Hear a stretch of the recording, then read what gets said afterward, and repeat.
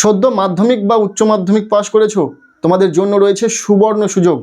পেয়ে যাবে Swami Vivekananda merit cum means scholarship, যেখানে সর্বোচ্চ 96,000 টাকা পর্যন্ত দেওয়া হয়ে থাকে। আমাদের রাজ্যের মুখ্যমন্ত্রীর ঘোষণার পর Swami Vivekananda merit cum means scholarship সম্পর্কে অনেকেই জানার চেষ্টা করছে। এই স্কলারশিপে কারা কারা আবেদন করতে পারবে, আবেদনের ক্রাইটেরিয়া কি রয়েছে, কি কি ডকুমেন্টস লাগবে, কারা কত টাকা পাবে, কিভাবে আবেদন করতে হয়, কবে থেকে আবেদন শুরু হবে, এই পুরো বিষয়টা বিস্তারিতভাবে আজকের এই ভিডিওতে তোমাদের সামনে তুলে ধরতে চলেছি। কাজে ভিডিওটি বিনা স্কিপ করে একদম শেষ পর্যন্ত দেখবে। ফার্স্ট অফ অল আসি, এই স্বামী বিবেকানন্দ স্কলারশিপ কারা পাবে, এলিজিবিলিটি ক্রাইটেরিয়া কি রয়েছে। তোমাকে প্রথমত ওয়েস্ট বেঙ্গলের স্থায়ী বাসিন্দা হতে হচ্ছে, নাম্বার 1। আর নাম্বার 2, এই ওয়েস্ট বেঙ্গলের মধ্যে কোনো রিকগনাইজড ইনস্টিটিউশনে তোমাকে পড়াশোনা করতে হবে, তবেই এই স্বামী বিবেকানন্দ স্কলারশিপে তুমি আবেদনের যোগ্য।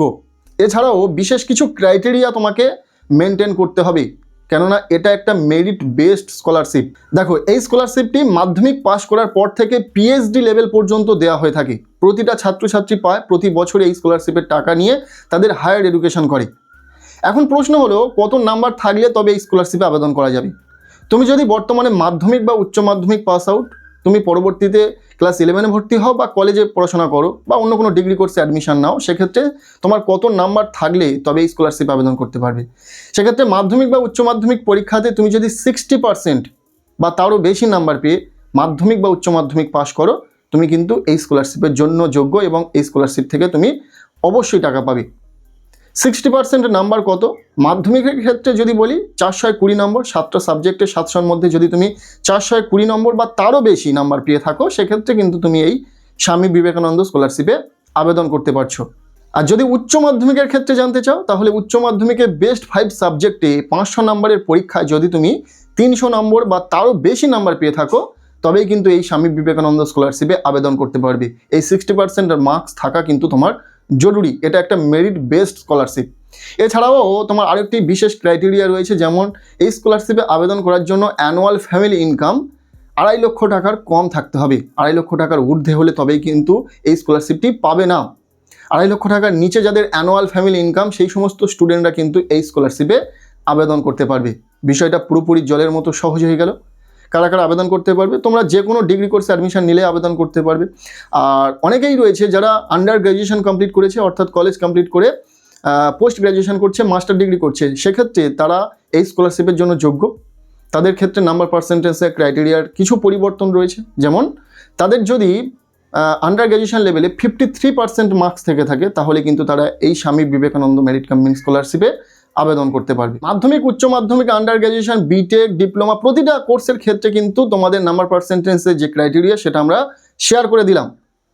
তোমাদের মাধ্যমিক উচ্চ মাধ্যমিকের পরে তুমি যেই কোর্সে অ্যাডমিশন নাও না কেন, সেক্ষেত্রে মাধ্যমিক উচ্চ মাধ্যমিকের পরে তোমাদের 60% মার্কস থাকতে হবে। আর পরিবর্তনটা হচ্ছে, যারা আন্ডার গ্র্যাজুয়েশন করে পোস্ট গ্র্যাজুয়েশন করছে, তাদের ক্ষেত্রে নাম্বার পার্সেন্টেজের ক্রাইটেরিয়ার কিছু পরিবর্তন রয়েছে, যেমন তাদের ক্ষেত্রে আন্ডার গ্র্যাজুয়েশন লেভেলে 53% মার্কস থাকলেই এই স্কলারশিপে আবেদন করা যাবে। এটা হচ্ছে মূল ক্রাইটেরিয়া। আর সেকেন্ড ক্রাইটেরিয়াটি হচ্ছে অ্যানুয়াল ফ্যামিলি ইনকাম 2.5 লক্ষ টাকার মধ্যে হয়ে থাকতে হবে। মূলত এই কটি বিশেষ ক্রাইটেরিয়া রয়েছে এই স্কলারশিপে আবেদন করার জন্য। এবার কারা কত টাকা পাবে সেটা জেনে নেওয়া যাক।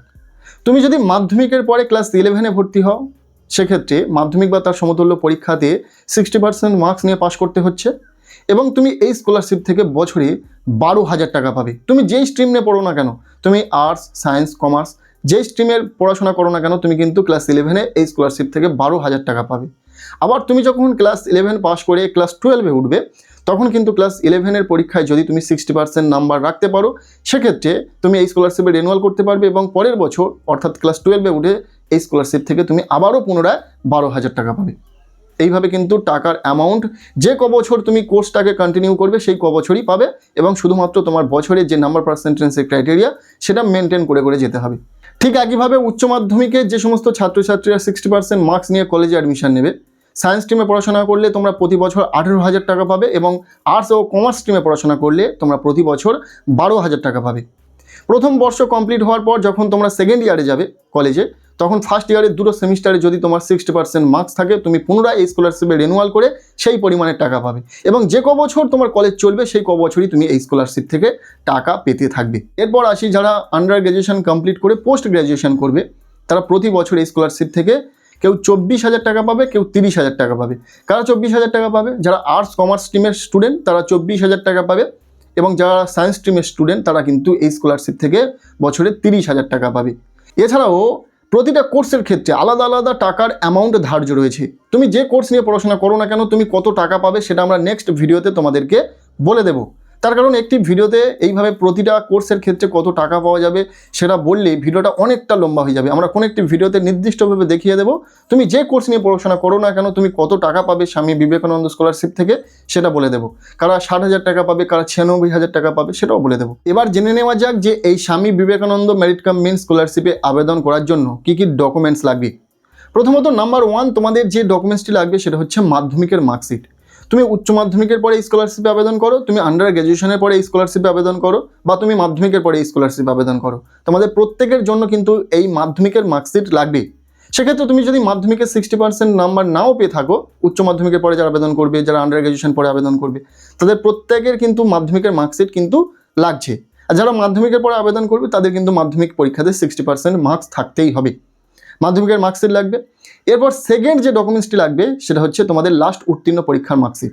যদি উচ্চ মাধ্যমিকের পরে এই স্কলারশিপ আবেদন করো সেক্ষেত্রে উচ্চ মাধ্যমিকের মার্কশিট লাগবে। যদি আন্ডার গ্র্যাজুয়েশনের পরে স্কলারশিপ আবেদন করো তাহলে আন্ডার গ্র্যাজুয়েশনের মার্কশিট লাগবে, লাস্ট উত্তীর্ণ পরীক্ষার মার্কশিট লাগবে।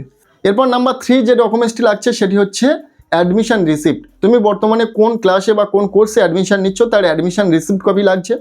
এরপর নাম্বার 4 যে ডকুমেন্টসটি লাগবে সেটি হচ্ছে ইনকাম সার্টিফিকেট।